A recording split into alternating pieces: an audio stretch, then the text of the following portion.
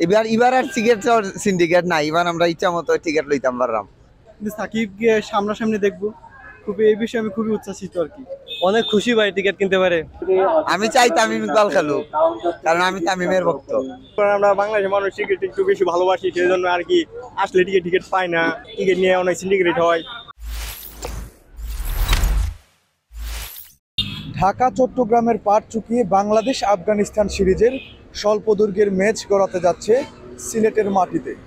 আজ থেকে শুরু হয়েছে টিকিট বিক্রি, আর নির্ঝামেলায় টিকিট কিনতে পেরে দর্শকরাও বেশ উচ্ছ্বসিত। 300 টাকা নিলাম ইস্টার্ন গেট। আশা করি খেলাটা উপভোগ করবো খুব সুন্দরভাবে। এবার আর টিকিট সিন্ডিকেট নাই, এবার আমরা ইচ্ছা মতো টিকিট লইতাম পারলাম। ঠিক না, তারা তো না ইয়া বইয়া সিন্ডিকেট করিলাইন, আসলে সিন্ডিকেট করা ঠিক নাই। তারা ইয়া সব টিকিট ব্ল্যাক করিলাইন পরে ইয়া 300 টাকা টিকিট, 500 টাকা, 400 টাকা ম্যাচের আগের দিনের লাগে আগে কিনিলাম টিকিট, যাতে আফগানিস্তানের খেলাটা দেখতে পারি, আমার তামিম ইকবালের খেলাটা যাতে সুন্দরভাবে উপভোগ করতে পারি। আমি চাই তামিম ইকবাল খেলুক, কারণ আমি তামিমের ভক্ত। টিকিট সিন্ডিকেট নিয়ে বিসিবির দৃষ্টি আকর্ষণ করা খুবই জরুরি। তারা যদি টিকিট সিন্ডিকেটটা রুখে দিতে পারে, তাহলে খেলা প্রেমীদের আরো সুবিধা হয় খেলা দেখার। প্রথমবারই বাংলাদেশে ইন্টারন্যাশনাল ম্যাচ আমি দেখতেছি আর কি, সেই জন্য আমি খুবই উচ্ছ্বাসিত যে প্রথমবারে খেলা দেখে যে সবাইকে তামিমকে দেখতে পারতেছি না, এটা হচ্ছে মানে খুবই একটা কষ্টের বিষয়।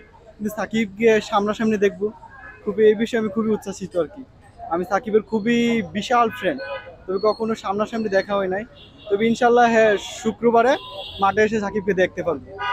না না, কোনো ঝামেলা হয় নাই, খুব সুন্দরভাবে টিকিট পেয়েছি। এখানে নিয়ম খুবই সুন্দর, মানে নিয়ম ভেবে এখানে নিয়ম করে সব কিছু দেওয়া হচ্ছে। হ্যাঁ, আমি টিকিট নিয়েছি আপনার প্রতি পিস 200 টাকা করে আপনার। হ্যাঁ, টিকিটের কোনো অনিয়ম হয় না, টিকিট নিতে খুব মানে নিয়ম খুব ভালো, এখানে নিয়ম খুবই ভালো। যেহেতু প্রথমবার স্টেডিয়ামে খেলা দেখতেছি, চাবো যে আফগানিস্তান খুবই ভালো একটা টিম, তাদের সাথে টি-20 দিক দিয়ে কিন্তু আফগানিস্তান টিম অবশ্যই খুবই একটা ভালো টিম।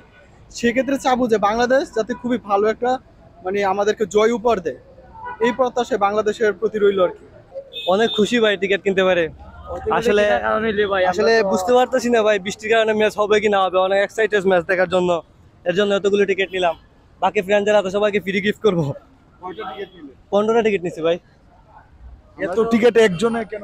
একজন আমরা তো না, আমরা যে ফ্রেন্ড আছে ভাই সবাইকে গিফট করবো।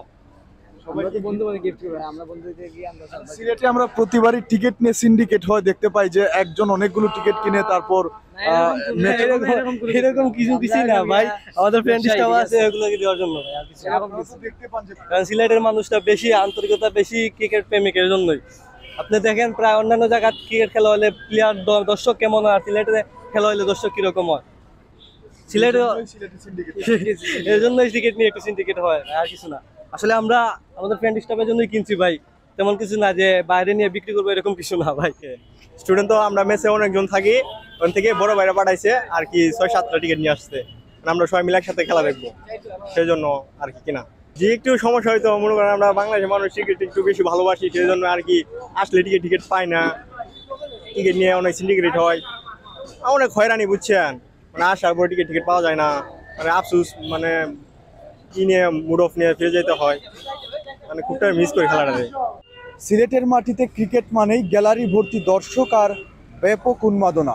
সিলেটবাসীর এই উন্মাদনাকে কাজে লাগিয়েই তাই প্রতি ম্যাচেই হয় টিকিট সিন্ডিকেট, কিন্তু এবছর তার ব্যতিক্রম, এবং ভবিষ্যতেও যেন এই ধরনের টিকিট সিন্ডিকেট সিলেটের মাটিতে না হয়, এমনটাই প্রত্যাশা করছেন টিকিট কিনতে আসা ক্রিকেট প্রেমীরা।